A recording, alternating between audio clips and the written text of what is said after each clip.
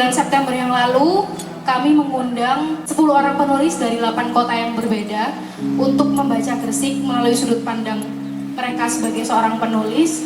Kemudian kami mengantarkan mereka ke mengunjungi situs-situs dan juga ritus-ritus yang ada di wilayah Giri Kedaton.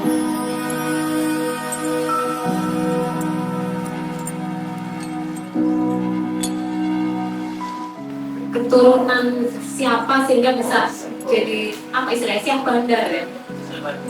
Dan terutama apakah memang peran perempuan saat itu di Gresik ini udah bisa sekuat beliau ya?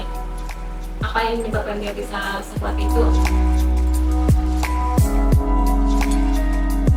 Memberi pemaparan awal untuk mencari tahu lebih banyak tentang tokoh-tokoh yang berperan dalam Giri Kedaton.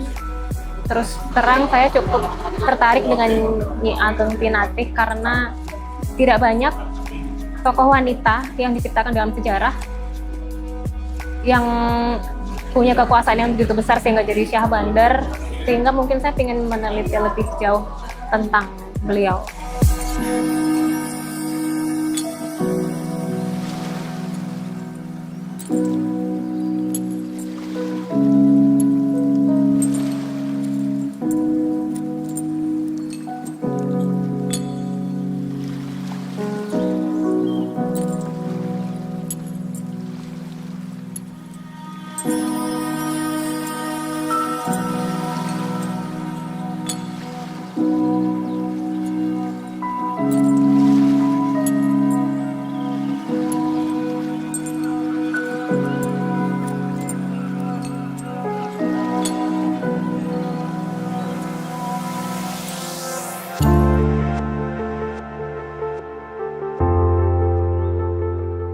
Ada macan, cuma dia berjaga di luar gua gitu loh. Dia ketemu di situ di daerah hutan situ.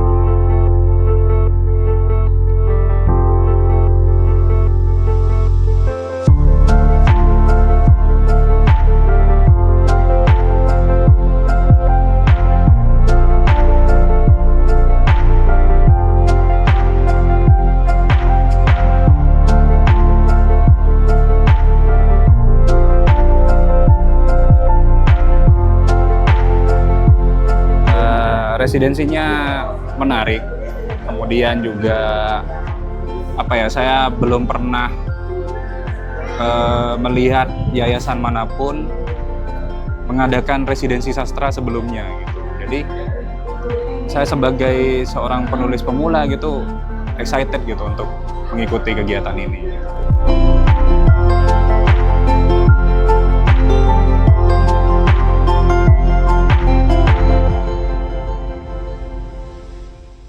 Di sini menurut saya lebih panoramanya lebih indah, menarik karena kan juga di tempat terbuka seperti makam Sunan Giri kemarin kan ada menarik, masih banyak pohon-pohon gitu, masih kerasa klasiknya gitu, masih seolah-olah kita tinggal di zaman yang sama dengan Yuscardado gitu.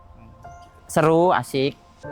Bisa mengetahui pengetahuan baru gitu, bisa tahu lebih banyak soal sunan-sunan yang ada di Gresik, terutama soal Giri Kedaton ini.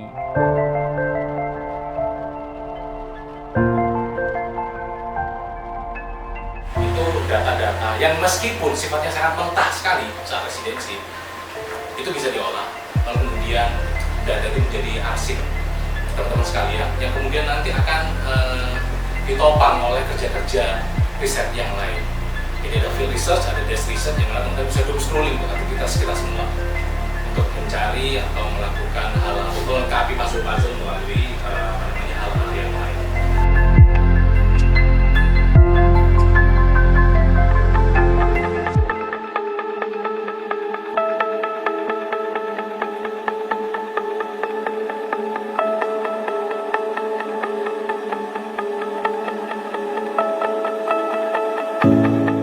Sampah mengambang menjerat sirip kecilku, limbah mengalir deras, zat kimia merusak nafas. Itu satu lagu yang ku refleksikan ketika kita kesini bersama anak-anak waktu itu, dan saat ini kita kembali ke sini dengan suasana yang agak jauh berbeda dari dulu.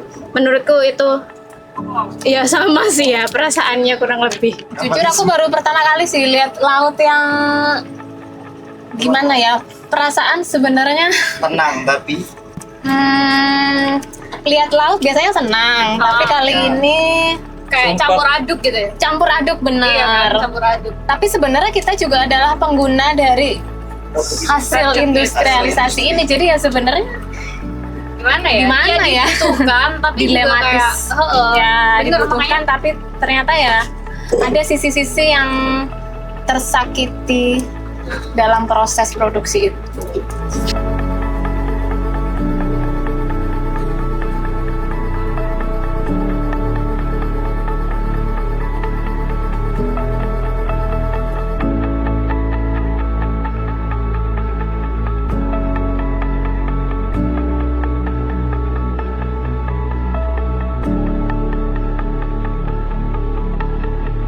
Memang asik, menyenangkan gitu, bisa tahu banyak ilmu dan juga dibimbing oleh banyak kakak-kakak yang kompeten gitu dalam bidang residensi, dalam bidang sejarah yang ingin kita teliti untuk menjadi sebuah karya sastra gitu.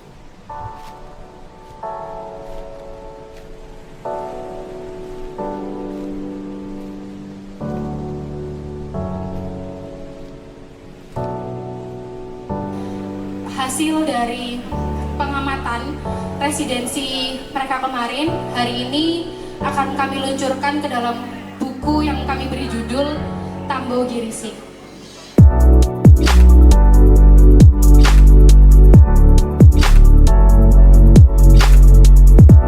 Rasanya pasti happy banget karena bisa ada di Malam Puncak Literatur 2025, dan bener sih kayak happy banget karena suasananya itu sangat-sangat nyaman, dibuka dengan musikalisasi puisi yang suaranya sangat sopan masuk telinga, kemudian dilanjutkan dengan pembacaan cerpen yang oke banget dari Kampung Dongeng, kemudian ada diskusi publik juga yang membuat kita jadi kepikiran juga, jangan-jangan kita semua ini harus menuliskan novel setelah residensi ini. Launching pada malam hari ini saya merasakan suasana yang begitu syahdu, yang begitu nyaman gitu, asik juga bisa terlibat dalam Malam Puncak Literatur ini dan mendengarkan bagaimana karya saya di buku itu diapresiasi gitu.